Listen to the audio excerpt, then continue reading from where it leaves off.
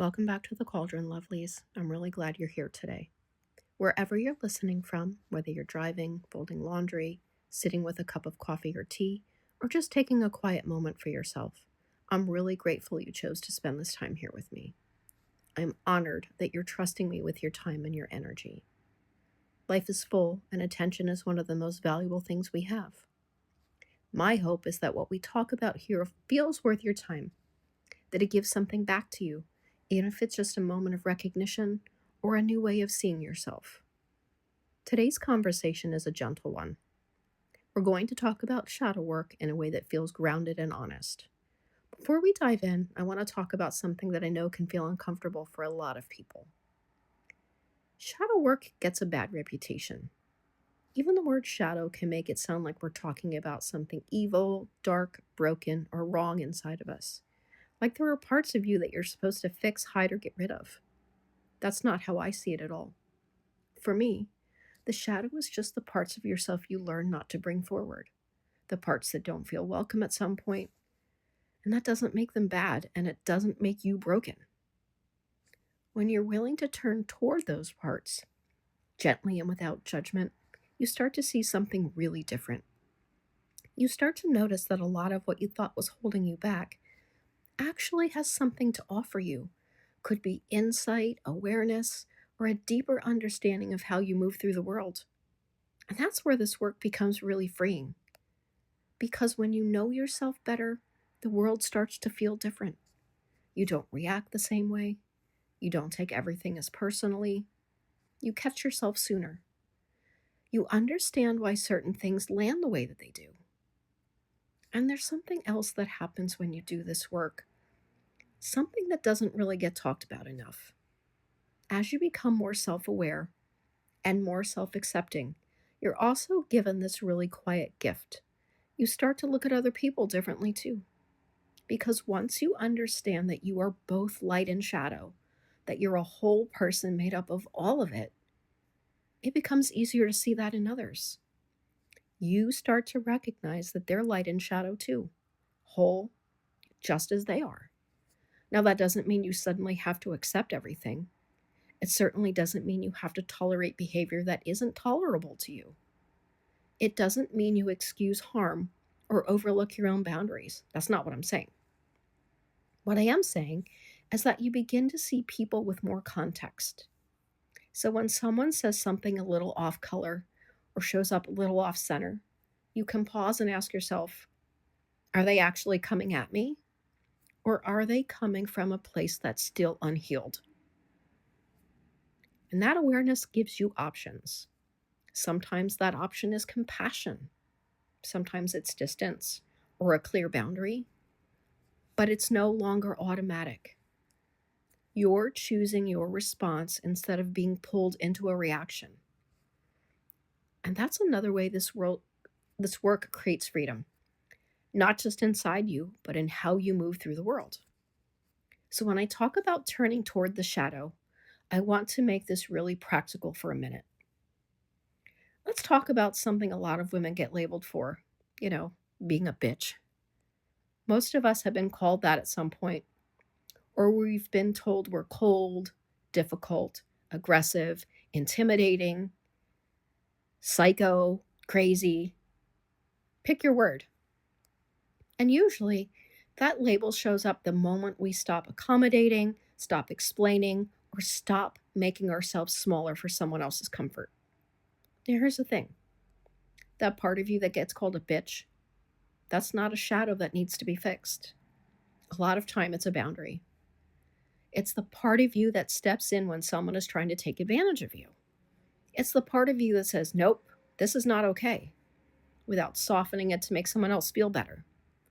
And from the outside, especially to someone who isn't regulating their own emotions, that can look threatening. So it gets labeled, dismissed, reduced to a word that is meant to shut you down. No, that doesn't give you the license to just be an asshole to everyone all the time. It doesn't mean every interaction needs a sharp edge. There is a time and a place for that energy. But when you actually know yourself, when you've done this inner work, You can feel the difference between reacting and responding.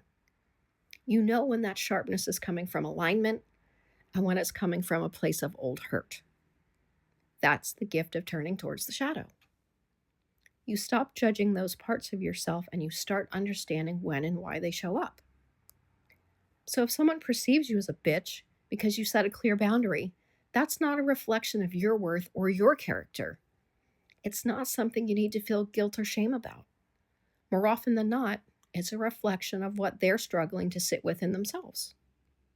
Try to keep that in mind when you're out in the world interacting with other people. Not everyone out there is willing to do the inner work they probably should be. And maybe when you hear all of this, you recognize yourself in it. Maybe you do, in fact, perceive yourself as a bitch. Maybe you see yourself as sharp all the time, demanding, judgmental, not a nice person. And if that's something you want to look at and work on, that's awesome. There's nothing wrong with wanting to soften certain edges.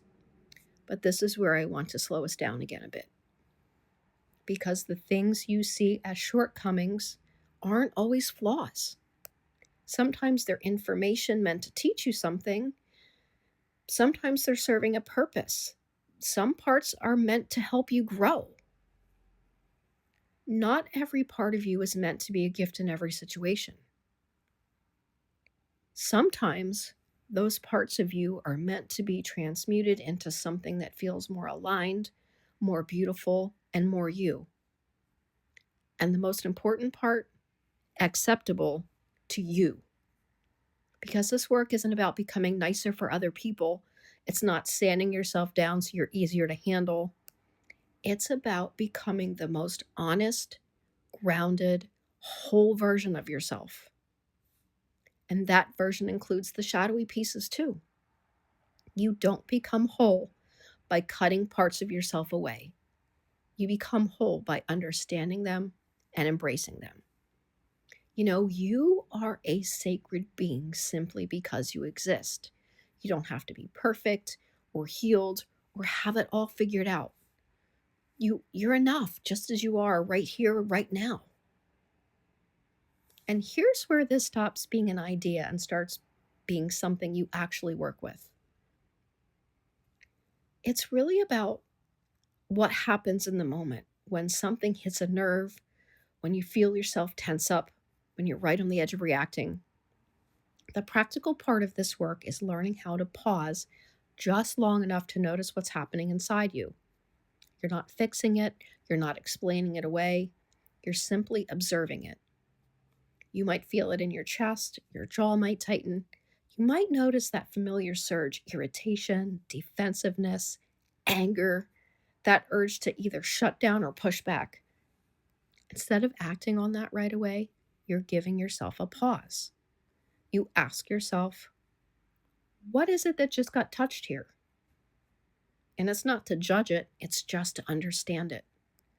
The pause is where the work lives. Sometimes it tells you this is a boundary moment.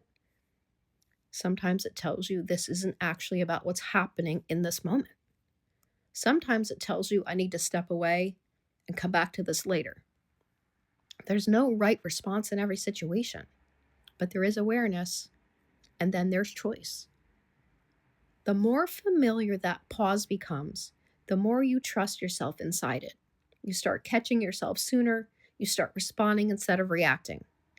This is what the work looks like in real life. I want to be really clear about something here. What we're talking about today isn't deep shadow work. I'm not taking you into the heavy layers. I'm not asking you to unpack your whole past or sit in the darkest corners of yourself, and that's intentional. Deeper shadow work is something people need to move into on their own time, in their own way, and when they feel ready for it. And I don't want this space or this podcast to become a place where everything always comes back to shadow work. This particular conversation is about awareness. It's about safety. It's about learning how to stay present in your body long enough to make clearer choices. Because when you don't have that awareness, when you don't know what's happening inside of you, it's really easy to make decisions from activation instead of clarity. It's easy to react. It's easy to lash out. It's easy to assume the problem is always outside of you, and especially in magical or spiritual spaces. It can be tempting to reach for a working, a spell, a ritual, because something inside of you feels threatened, hurt, or dysregulated. This work helps you slow that down. It helps you recognize when something is actually asking for your attention, not someone else's correction. When what's coming up is a you thing to tend to, not a problem that needs to be fixed out there in the world. Now, that doesn't mean you never take action, and it certainly doesn't mean you never protect yourself, and it doesn't mean you never work magic. It means your choices come from awareness instead of impulse, and that's the foundation everything else rests on, whether you ever go deeper into shadow work or not. Now, I'm not saying you should avoid magical workings. I would actually encourage you to lean into a grounding ritual when you're feeling anxious or dysregulated. That kind of magic can be incredibly supportive. What I am saying is this: if you're out in the world and someone pisses you off, take a beat. Before you jump into a working, before you decide someone needs to be dealt with, pause and ask yourself why you're triggered. What just got touched? What's coming up in you? Sometimes another person's words or actions are actually holding up a mirror. It's not meant to punish you or to shame you, but to show you where there's still something asking for your attention. It doesn't mean the other person's right, and it doesn't mean you don't get to protect yourself. It means not every situation needs to be met with anger or baneful magic just because you're activated. Sometimes the work is internal. Sometimes the thing that needs tending is you. That pause, that moment of honesty, can change everything. Listen, I know there is so much going on in the world around us. There's a lot of noise, a lot of tension, a lot of emotion flying around all the time. And it can be exhausting to constantly feel like you're reacting to what's happening outside of you. That's why this work matters. Not so you can escape the world, not so you can spiritually bypass what's happening, so you can stay rooted in yourself while you move through it. When you know how to pause, when you know how to check in with yourself, when you know how to tell the difference between being activated and being aligned, you move differently. You choose differently. You don't get pulled into every charge. You don't have to carry everything that comes your way. And you don't have to make decisions from a place of overwhelm or anger. You get to stay steady. You get to stay grounded. You get to stay in relationship with yourself, even when the world feels like it's a lot. And that's really what I want for you. So as we close today, I want to invite you to just sit with this for a moment. Just notice where this conversation landed for you. What stood out? What felt familiar? What maybe stirred something quietly in the background? And if nothing comes up right now, that's okay too. Let this be something you carry gently, something you return to when you need it, because awareness builds over time, often in quiet, gradual ways. And that's enough for today. And if something in today's conversation resonated with you, I'd really love to hear your thoughts. You can leave a comment or share this episode with someone you think might enjoy it or need it right now.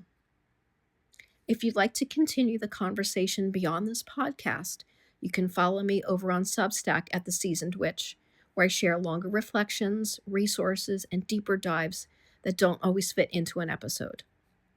Everything's there if and when you want it. I invite you to tune in next week to join the conversation about choosing what to engage with and learning when it's okay to step back. Until next time, stay steady, stay grounded, stay magical.